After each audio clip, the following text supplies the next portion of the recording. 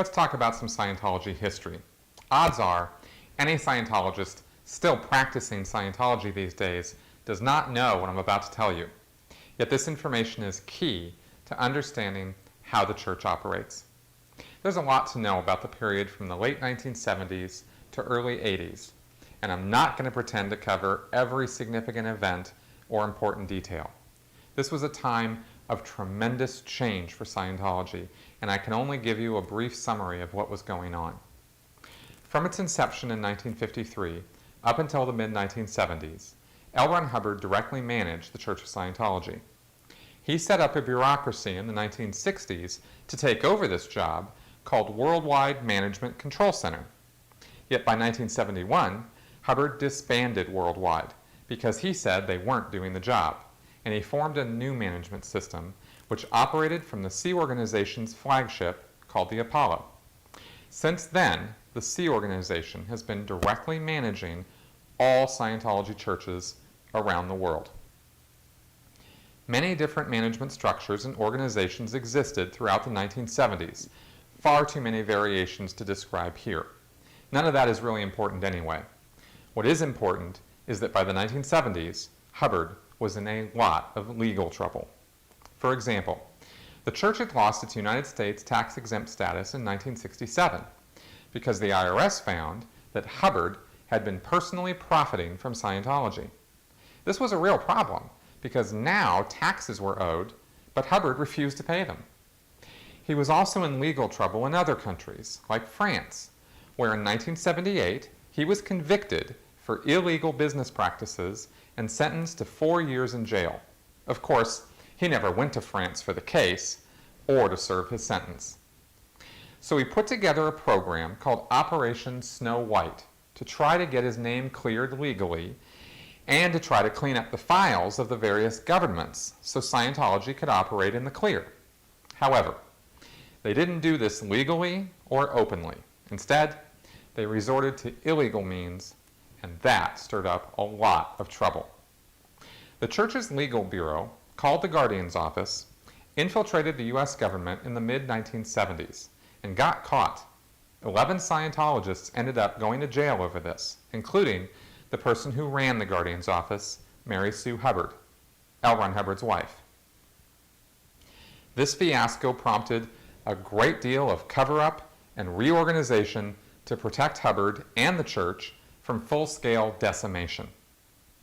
Earlier I said that because of all the legal trouble, Hubbard was not supposed to be seen managing Scientology directly.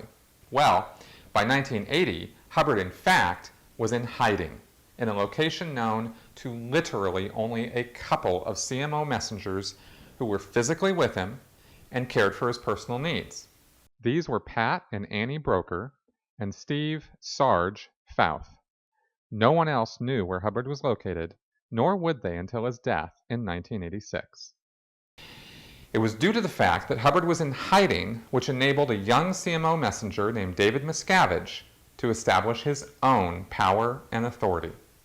You see, with all the fallout from the Guardian's Office indictments, there were two top priorities for the church. One, get Hubbard's name cleared legally so he could come out of hiding and start running things openly again.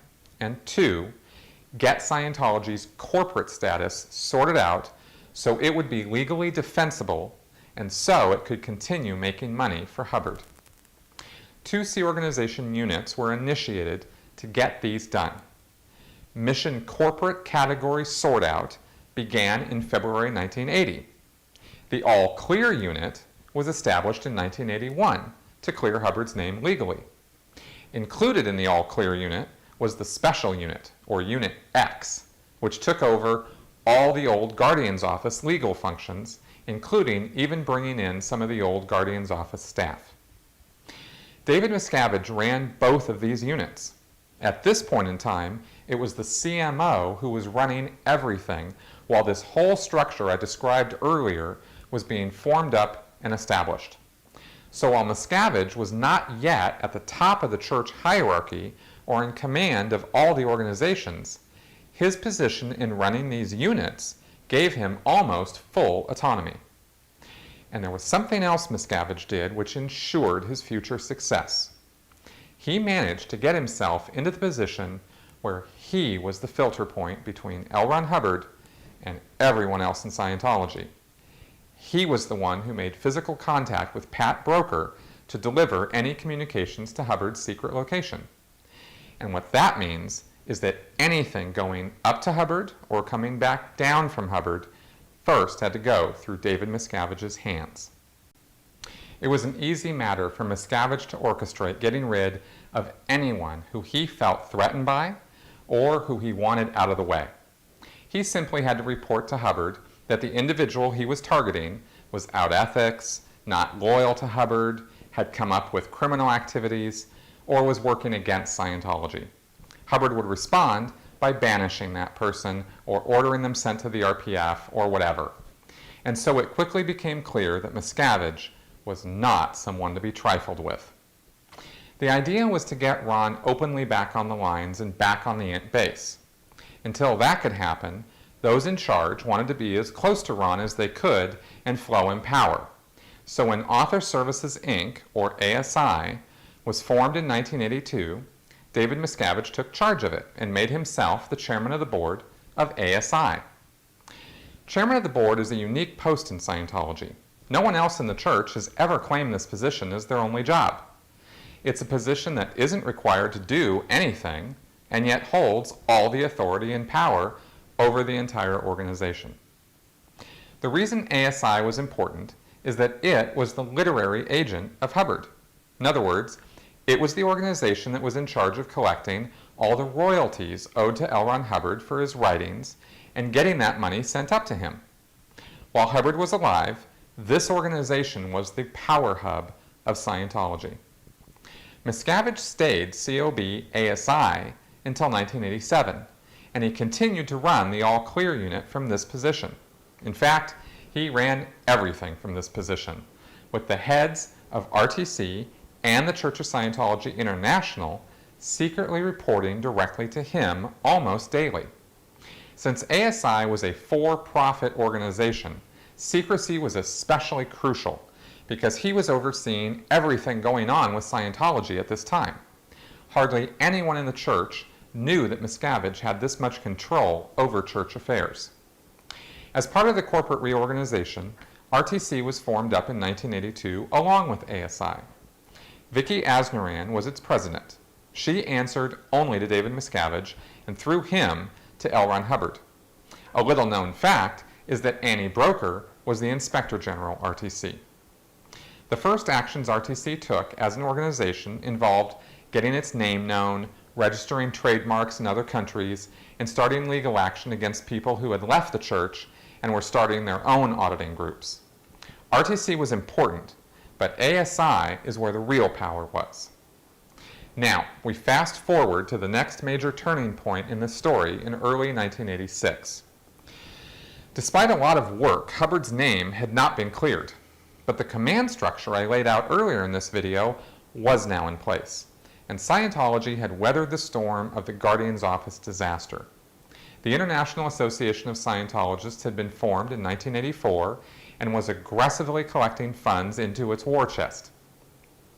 Dianetics was being marketed and was on its way to getting widespread name recognition across the U.S. Golden Era Production Studios had been built and was creating new promotional items and producing new technical films for Scientology. The int base was established and operating. Things were actually starting to look up. And then, in January 1986, L. Ron Hubbard died. What followed was a year-long power struggle between David Miscavige and Pat Broker for ultimate control of Scientology. Because Broker had been so close to LRH, and because he supposedly had the rest of the OT levels from OT8 all the way up, Broker was in a power position himself and was the only person Miscavige felt could challenge his authority. There's all kinds of details of the intrigues that went on, but suffice it to say that when the dust settled, Miscavige was the one still standing. Pat Broker and anyone loyal to him had either been kicked out of the church entirely or were sent to the Rehabilitation Project Force and had to earn their way back through hard physical labor and by promising loyalty to Miscavige. With Hubbard now dead, it became clear to Miscavige that the situation with ASI had changed. As Hubbard's literary agent, ASI had been directly connected to Hubbard and his works and all the money that flowed to him. But with Hubbard now out of the picture, it was the Church of Scientology that was going to continue to produce income and have a base of followers to be led. Miscavige wanted to be on top of that. So it was that in March 1987, David Miscavige and his hand-picked crew marched into the offices of RTC and kicked its president, Vicky Asneran, the Inspector General, Annie Broker, and the Deputy Inspector General, Jesse Prince, out of the picture. It was a classic coup. Miscavige assumed the position of chairman of the board of RTC. Greg Wilhare was the new Inspector General with 3 assistants. Marty Rathman was the Inspector General for Ethics. Ray Midoff was the Inspector General for Tech. And Mark Yeager was the Inspector General for Admin. The Church of Scientology now had a new seat of power. Since that day, many people have gone in and out of a lot of positions in management, but David Miscavige has been steady as the head of the Sea Org, running Scientology from his position as chairman of the board, RTC.